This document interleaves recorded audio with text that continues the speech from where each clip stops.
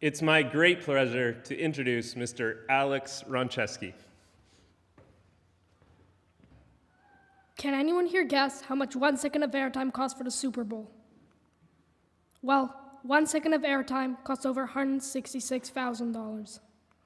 My name is Alex Ronczewski, and I will be talking to you about advertising. Ever since I was young, I loved watching TV commercials. I often preferred watching ads rather than the actual show. My family is Polish, and every summer I'd go to Poland to see my grandparents. The first few days, my favorite thing to do, and still is watching the TV commercials. The only annoying thing during a commercial break was that everyone would start doing different things. My grandmother was on the phone, my grandfather was in the kitchen, my mom was discussing where we should go for a walk after dinner, and my dad was checking his email. So is it a successful enterprise? Do these ads even work? For my Masterworks, I decided to look into this. Initially, I thought this would not be so complicated, but as I started to dig deeper, it turned out that without knowing how we communicate, learn, remember, and decide, I will not get anywhere. These became the 4 main sections of my research paper. My paper is based on exploratory research. It is different from a confirmatory path where you have a hypothesis to prove. I was not looking to prove anything. All I wanted to do was find out the mechanisms or elements. When a company decides to produce a TV commercial, it means it wants to communicate something. It may be a new product or service. It may be related to the overall brand, to get better exposure, or stand out from the competition. We are all aware that color can evoke certain feelings in a person. This is why I use heavily for TV ads.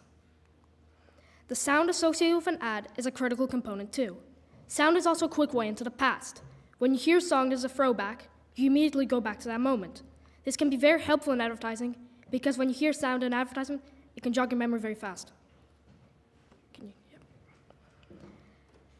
Now a question for everyone. What is the sound?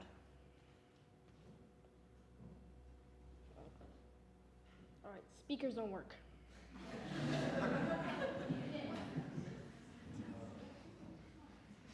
Do you want me to try again? Nope. Is it the sound of silence? No, it's not. Good guess.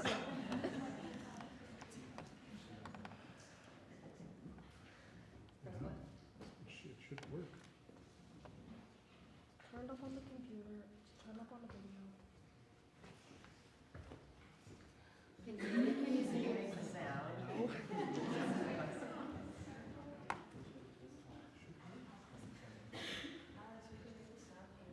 I'm good. Oh, we're good. All right. Now a question for everyone. What is the sound? Good. Next time, just put your hand up.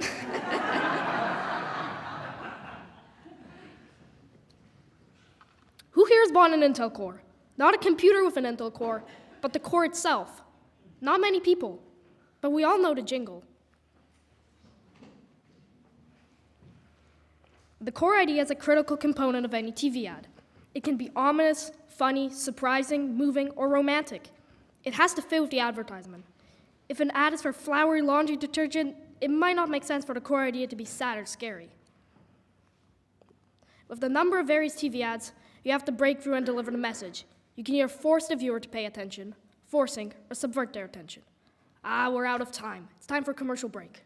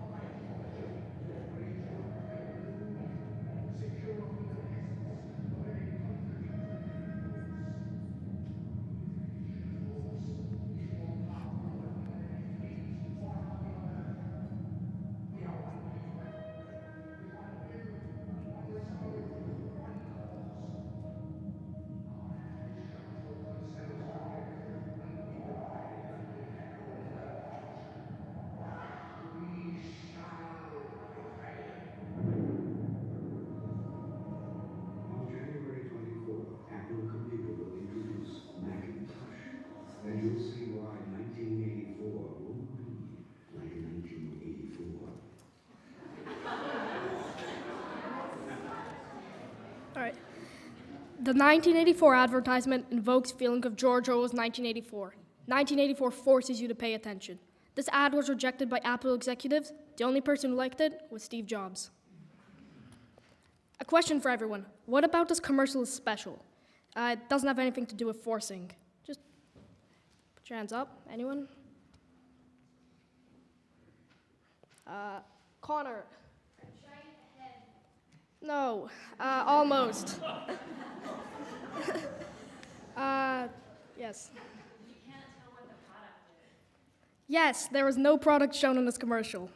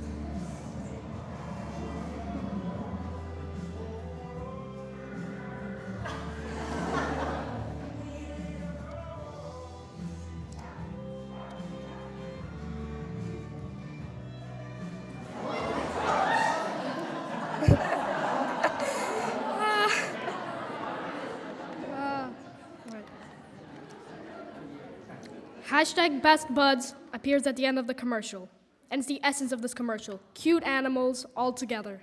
This commercial subverts your attention. Perception, conceptualization, and analysis are critical to understanding ads. Look at that red vending machine. Perception finds the connections and helps the viewers make associations. Coke and red. Conceptualization enables you to create these connections and make them into strong neural pathways. When you see a red vending machine, you know without thinking it's Coke. The last element is analysis, and is one of the most critical systems in our brain. That's why many of you thought of Coke when you saw that vending machine. We're out of time. We'll be right back after this from our sponsor, O2 and Cadbury, but please don't use this as a time to go to the washroom.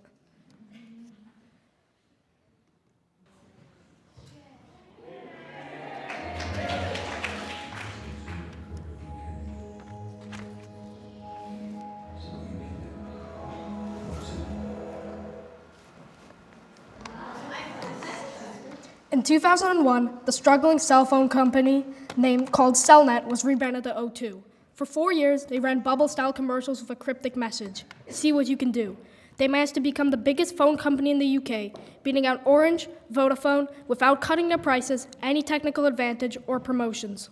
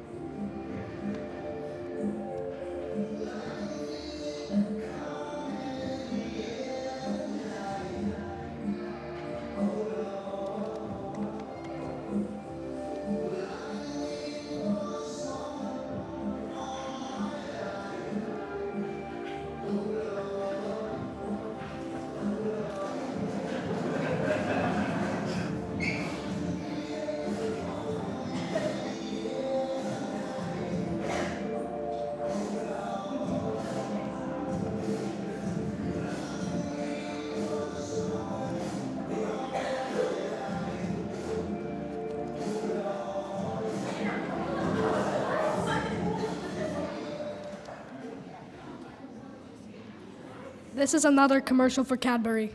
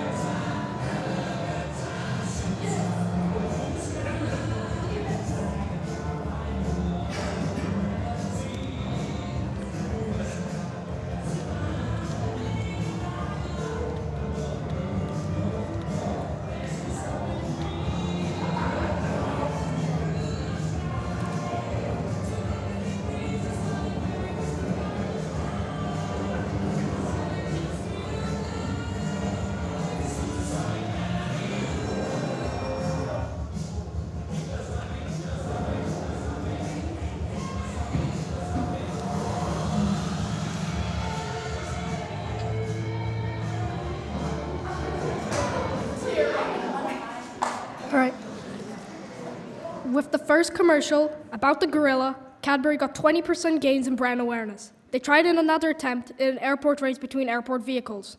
The background song was the mega hit Don't Stop Me Now by Queen. It was a complete flop. Now I have a question. Does anyone know why? All right. Callum Baker.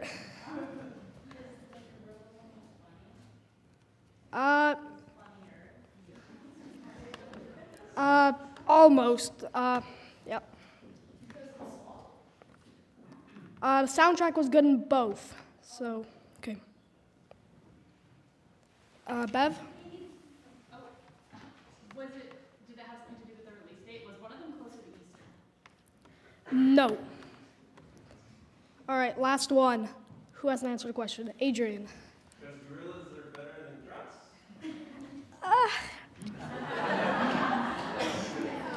You can easily associate yourself with the gorilla, being a mega star like Phil Collins or playing the drums. Who wants to be an airport vehicle?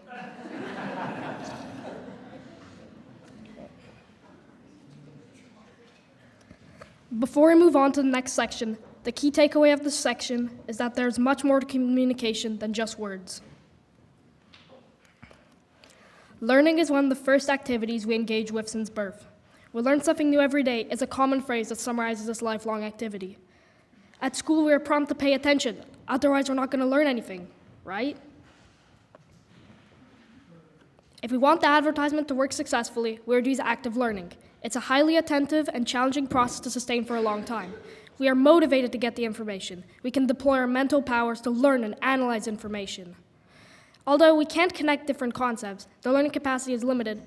Most people don't use active learning to process TV commercials. In passive learning, we still pay attention but at a lower level.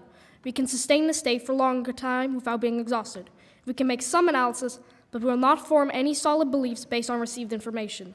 Think about when your mind wanders around, but you still know what's going on. Implicit learning is a type of learning that is never switched off. It's an entirely automatic process without our willful attention.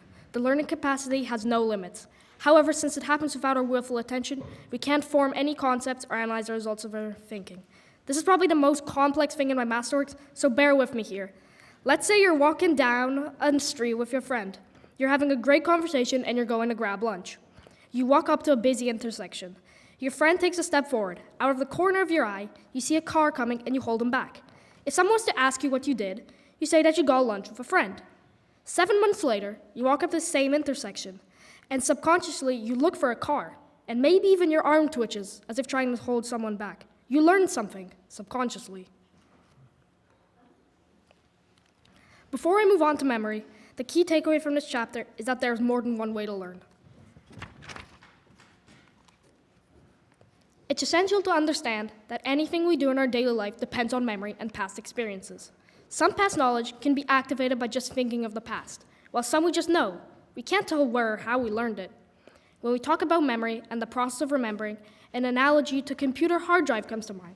The idea that we save memories in dedicated folders nicely arranged in chronological order was and still is quite popular. The reality is different. Every bit of information is automatically added to multiple places, forming a very complex network.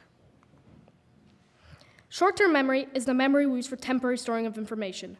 When you are looking for a phone number in a phone book and you have to remember it, that's short-term memory. We're out of time. We'll be right back after this commercial break.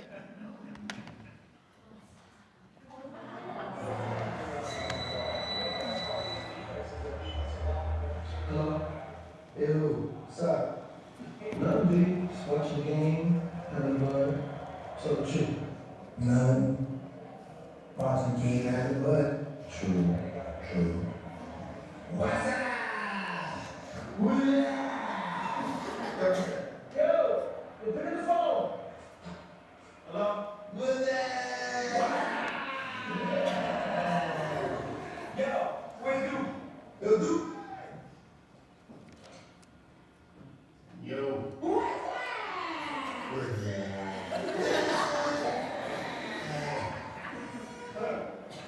Hello?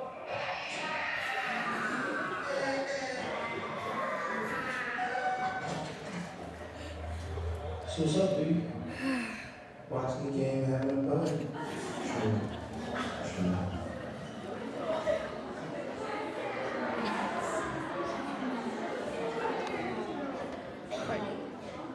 This commercial became integrated into culture. People were greeting each other with, "Wazza!"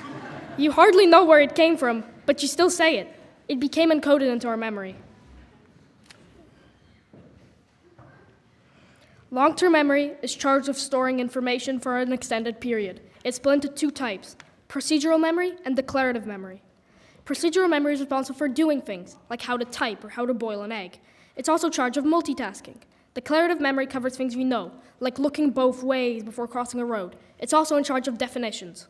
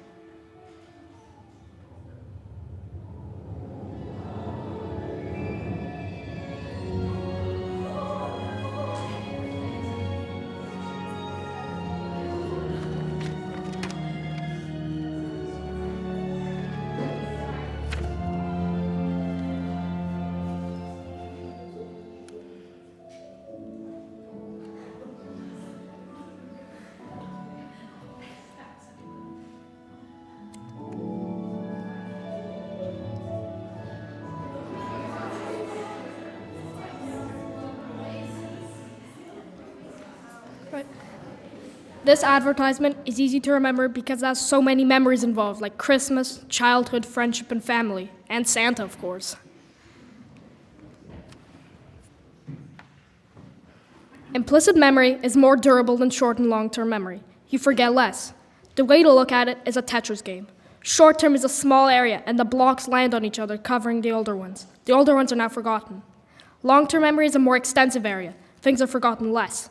The biggest by a long shot is implicit memory, where nothing is forgotten. The only thing that is lost is the path to reach those items. The key takeaway from this chapter is that memory is closely related to the way we learn. There are hundreds of books on how we make decisions. It proves that there are many different ways of how to do this.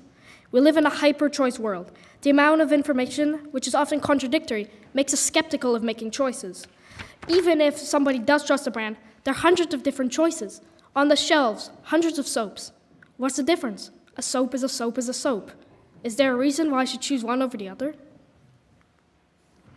It was once believed that emotions are a result of our thinking. It turns out this is the other way. Emotions come first. They operate automatically without our willful conscious attention. If we pay attention to a new commercial, we'll most likely not believe what it says. We'll engage in counter-argument. The more you think about an ad, the stronger the argument will be to dismiss the message. Right now, 500% off, super chair at the brick. You'll be thinking, no, that's impossible. Can't be 500% off, that's wrong. And the more you think about it, the more you'll be against it. Perceptual filtering is another way for us to limit the amount of information that enters our mind. We can choose what to focus on. For instance, we can enjoy the soundtrack from an advertisement, but can completely ignore the message or brand or enjoy the funny storyline.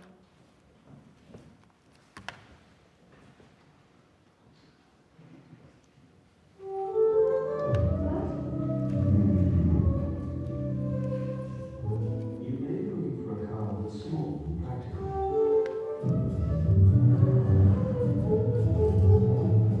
But you still want a car that feels mysterious.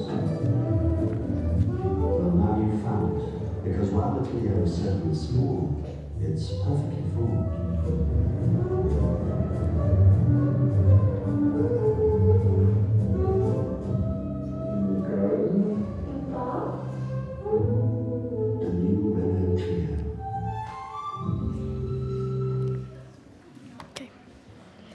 Initially, this commercial was rejected by Renault executives. It was 1992, and the UK was hit by a hard recession.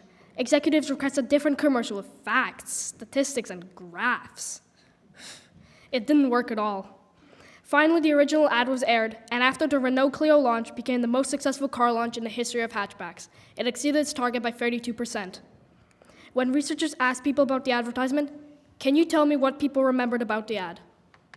Hands up, don't be shy. Right. Yep. Yes, but not the answer I'm looking for. Adrian. That's part of it. It's a bigger concept. Laura. That's the thing they didn't remember. Lola. They weren't Italian. They were French. All right, so the people remembered the storyline. And after, when researchers asked what ad the car was for, no one remembered.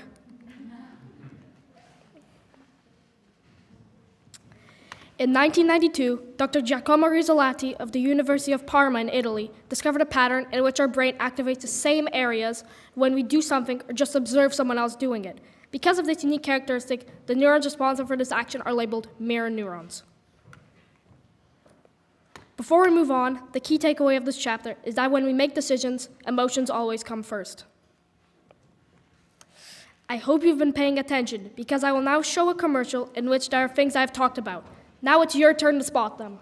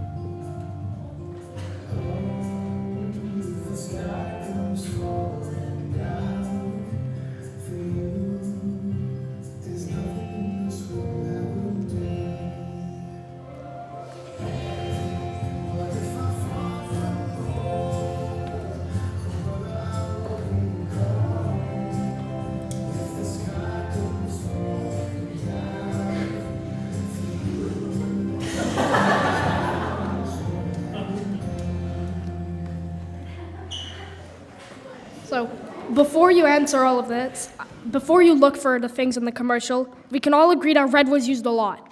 But let's count.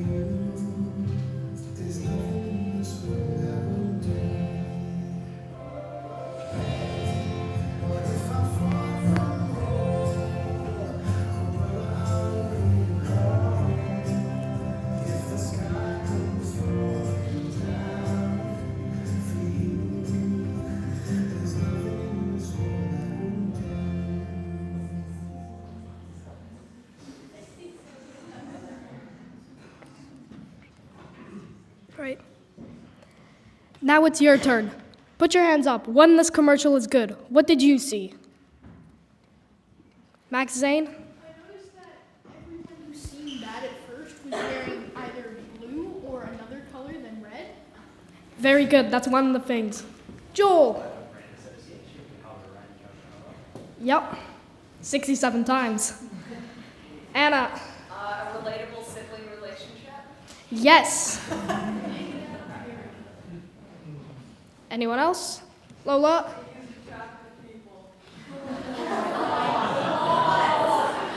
If you say so. Laura? Yep. Roman? That's interesting. Good point. I didn't see that. Okay. So, what makes this ad good? The repetition of red, or as Joel said, the brand association. It's relatable. There's a relatable sibling relationship. There's characters that you like. No one got this one, but characters that you have a connection to. You see that the brothers are, fighting a bit, but they're still friends. Music that fits. Someone got this one. It appeals to your sound. It appeals to your memory and sound. The brothers care about each other. This appeals to your empathy. And the bullies don't wear red, which is the main color in this commercial.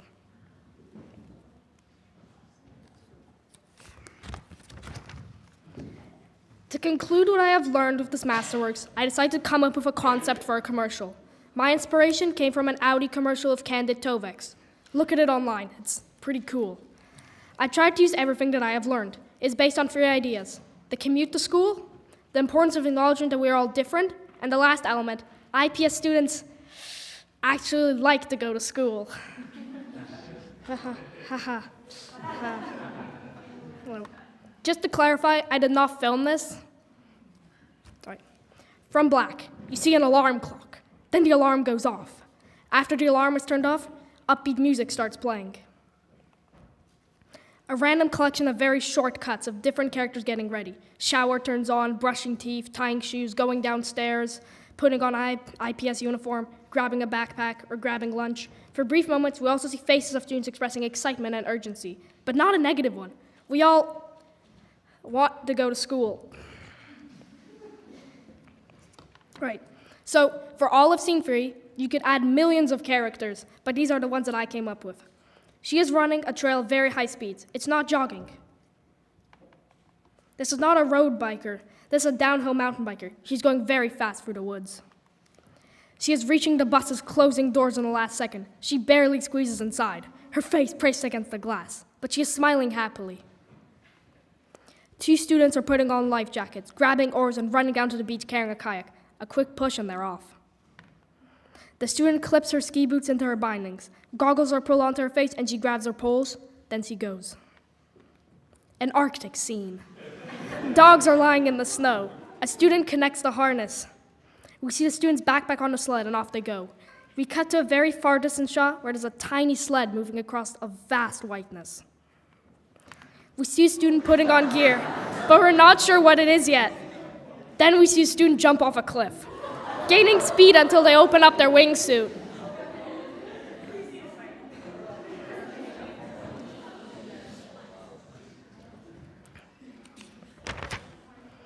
In the city, immediately we see that this is not a typical walk to school. Student jumps through balconies, does flips, and runs on roofs.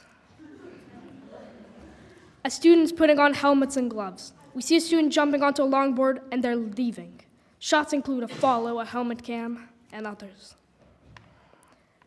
There's no limit of how many more characters you can add to this. This is just what I came up with.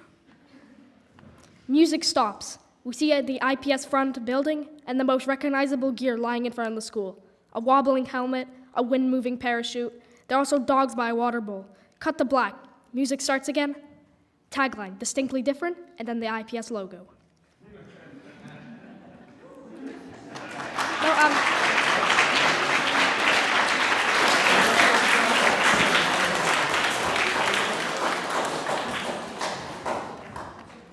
In my Masterworks research, I learned that the more abstract a concept, the better. Amusing and even improbable scenes will sink easier into memory.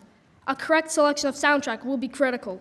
The point I want to communicate is that every student wants to go to school and get there as fast as possible and not be late. Students' faces convey positive emotions. Parents are surprised how quickly they get out of bed. We don't need narration, just music and video. IPS is different. You don't need to remember that this is a middle school on Bowen Island with a high aspect ratio of students and teachers and that the curriculum's IB. If you are a student, the only thing you need to remember is this crazy video that made you feel like you wanted to be one of them. I would like to thank my external advisors, Bernie Headley-Beauregard, the head of Brand Ever, and David Martin, the head of Hyphen Communications. I would also like to thank my faculty advisors, Scott Harrington and Jennifer Henriksen, for their support, insights, and encouragement. I would also like to thank my parental unit, for feeding me sugar and trying to keep me on task. No.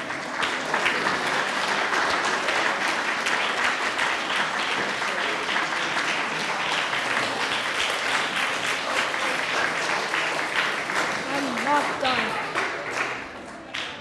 So in the beginning, I asked myself a question. Do these ads even work? Yes, they do, and very well indeed.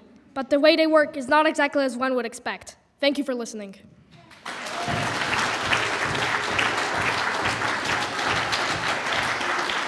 Będą pytania. Nice work, Mr. Ronczewski. Your internal advisor, Jennifer Henriksen, has informed me that you met before this, and because your advisors need to leave quickly, it's my great pleasure to say that you have finished all the requirements of your Masterworks presentation. Well done.